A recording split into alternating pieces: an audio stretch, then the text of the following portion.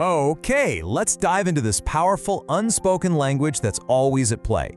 I mean, whether you realize it or not, every single interaction you have is just filled with these silent signals that are shaping how people see you and how you understand them.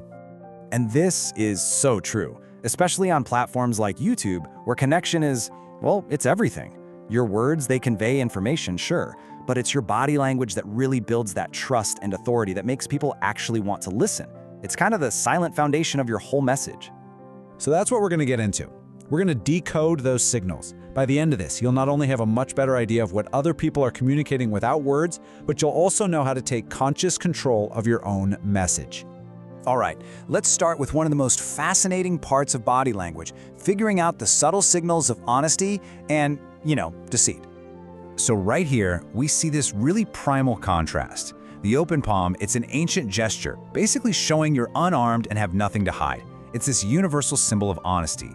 But on the flip side, when someone's being deceptive, there's this subconscious urge to cover the source of the lie. The mouth, the eyes, or ears, almost like they're physically trying to block the deceit from getting out. So you'll want to keep an eye out for these common tells. The nose touch, for example, is pretty interesting. There's this theory called the Pinocchio effect, which suggests that when you lie, it can cause a slight chemical release that makes your nose actually itch. And the collar pull? That often means someone's feeling hot and anxious under the pressure of their own lie. See? These aren't just random tics. They're little windows into someone's inner state. And what about this one? This isn't just a comfortable pose, It's a universal signal of being defensive or negative. It's actually a behavior we learn when we're kids, hiding behind something when we feel threatened. As adults, we just swap a table or a wall for our own arms. It's a self-protective barrier. And the real-world impact of that barrier is just stunning. Studies have shown that when an audience crosses their arms, they're not just physically closed off, their minds are too. They absorb about 38% less information, and they're way more critical of what they're hearing. That posture literally closes the mind. But hey, this isn't just about reading other people. Let's flip the script. How can you consciously use your own body language to project confidence and craft the exact message you want to send? Your hands are incredibly powerful tools. Just look at these three positions. The palm-up gesture on the left, that's open and inviting. Research shows this gets the most positive response.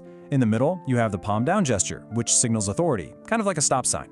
And on the right, the pointed finger, well, that's like a symbolic club that most people find really aggressive and pretty annoying. The steeple. This gesture, lightly touching your fingertips together, is a classic sign of confidence and self-assurance. When someone uses the steeple, they're non-verbally communicating that they know what they're talking about. You'll often see it used by managers or bosses when they're giving instructions. Want to signal confidence? Simple. Take up more room.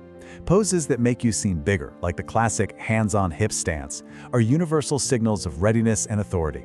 It's this territorial display that just says, I'm here and I'm ready for whatever's next.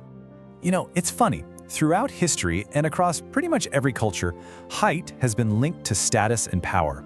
So just by maintaining an erect, confident posture, you can immediately increase how much authority people think you have. It's a small change that has a huge psychological impact on how others see you. Okay, so beyond just projecting power, you can use body language to build these subconscious bonds and create instant rapport with people. This is where communication becomes a real art form. Mirroring is one of the most powerful tools for connection. It's that unconscious copying we do when we feel totally in sync with someone. When you notice someone adopting your posture or your gestures, that is a strong signal of rapport. And you can even use it subtly yourself to help build that connection. Of course, building rapport isn't just about mimicry, it's also about respect. And a huge part of that is respecting the invisible boundaries of personal space that we all carry around with us. These zones are basically hardwired into our brains. Starting from the very center, you've got the intimate zone, which is reserved for only our absolute closest relationships. The next ring out is the personal zone, for friends and family. Then there's the social zone, for acquaintances and new people. And finally, the public zone, for public speaking.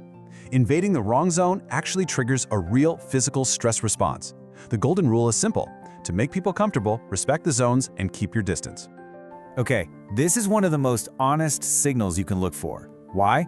Because we're least conscious of what our feet are doing, so they often reveal our true intentions.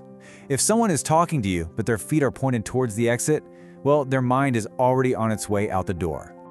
Okay, we've covered a lot of ground. You now have the building blocks of a new communication superpower. So, how do we use it effectively? And just as important, how do we use it responsibly? To avoid jumping to the wrong conclusions, you have to follow these 3 rules. First, never interpret a single gesture by itself. A nose scratch could just be an itch, right? But a nose scratch plus avoiding eye contact plus crossed legs, now that's a cluster. Second, always check if the body language matches the words. And most importantly, always consider the context. And really, at the end of the day, this isn't about manipulation or becoming a human lie detector. It's about developing a deeper sense of empathy. It's about learning to listen not just with your ears, but with your eyes, which makes you a far more insightful and attuned-in communicator. The world is just full of these silent conversations happening right in front of you. At your next meeting, when you're at a coffee shop, or even just watching TV, start observing. I guarantee you'll be amazed at the rich, complex tapestry of human communication that you can now see.